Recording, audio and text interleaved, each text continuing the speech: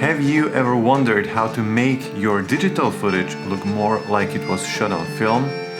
As a filmmaker, I'm kinda bored with that super clean digital look, but at the same time, I like the quality and convenience of shooting digital. But how to keep the best of both worlds?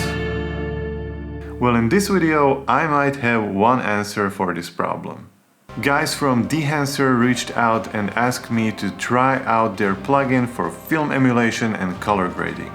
This is not a sponsored video, I'm not paid by them to say anything, but if you will like the plugin after watching this video, you can use my 10% coupon code.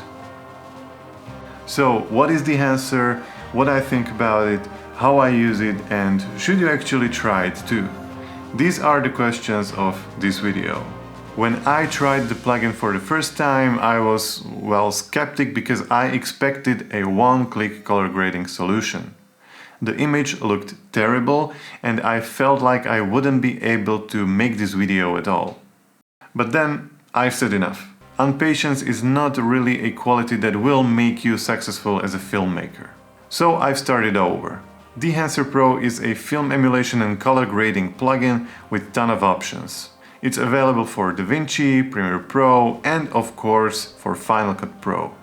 So everything you will see me doing here in Premiere Pro can be also done in other NLE. This was shot with the Sony a7 IV, S-Log3, S-Gamut 3 Cine, so flat as you can get. First of all, I will create an adjustment layer, and now I can apply the Dehancer effect on it. Cool thing is that you can grade even log footage using only the Dehancer, but you can also use it just as an icing on a cake after you graded the footage the way you like. As you can see, there are a ton of options and effects here. Dehancer by default applies some of the effects immediately, so I recommend to start with disabling the film, print, and film grain.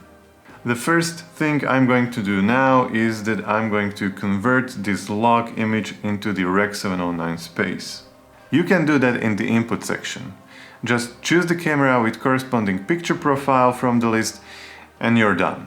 From my experience, it's worth to try also other similar profiles as well, because they might fit the shot better than the actual profile of your camera. In the next step, I like to choose the film stock.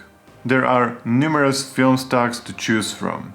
You either know what you're going after or just keep scrolling through the options.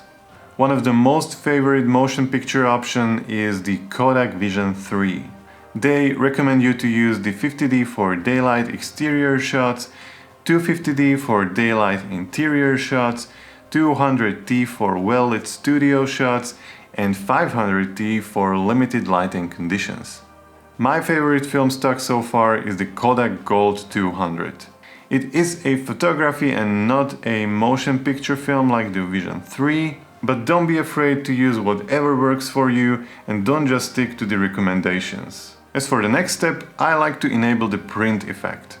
The main thing here is the profile of the printing paper.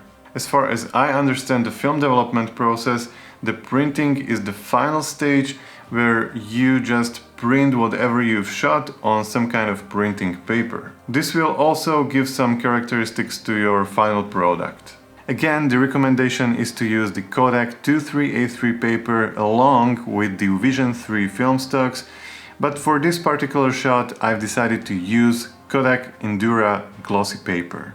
Now you have various options to manipulate the image, but they behave a little differently with various papers. With target white you can change the white balance, exposure and tonal contrast are quite self-explanatory, color density will make your colors richer but not quite like the saturation, and the last but not least is the saturation itself. So this is before and after the print.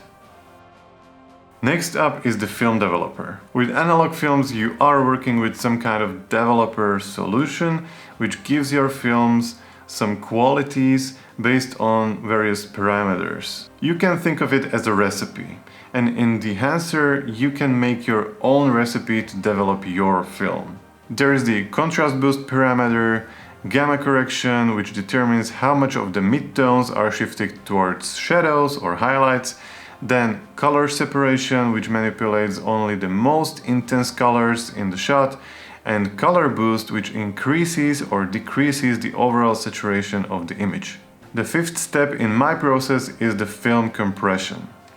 With these parameters you can achieve somewhat compressed look. With analog films, clipping in the highlights occurs much later than with a digital camera. This effect can make your footage look more like it was shot on film.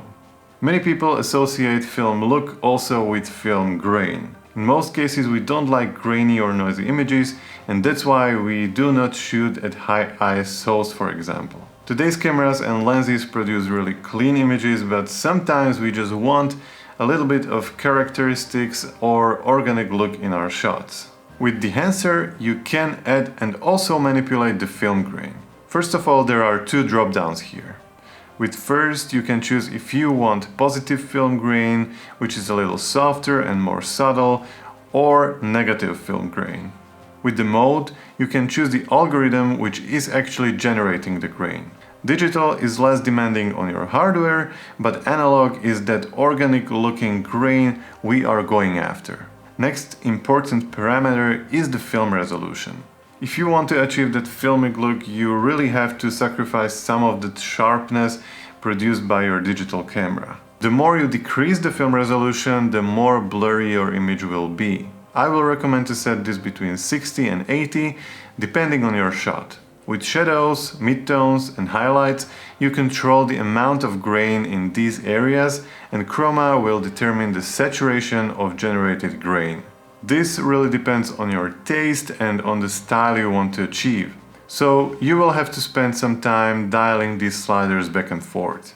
There are also some other options like vignette, film breadth, gate wave, which will add some more filmic characteristics to your shot. The possibilities are nearly endless and you can spend hours and hours perfecting the image you want to achieve. This is a huge strength of this tool, but also a big downside in my opinion. Many people today are searching for a perfect LUT or preset and they are just not willing to learn. With Dehancer you will have to learn. And if you start grading your images on your own, you also realize that you will have to learn how to shoot things in the first place. You can have the best LUT or preset in the world, but if your exposure is off, if your composition is off, you will not be satisfied with the result. So will I actually use the Dehancer in my filming process? Definitely yes, but it will take some time and learning curve to really grasp this powerful tool. So if you're still here and you liked the video, don't forget to subscribe to this channel, turn on the notifications, give this video a like, and if you have any questions, leave me a comment down below. So take care, shoot well, and learn how to achieve the filmic look.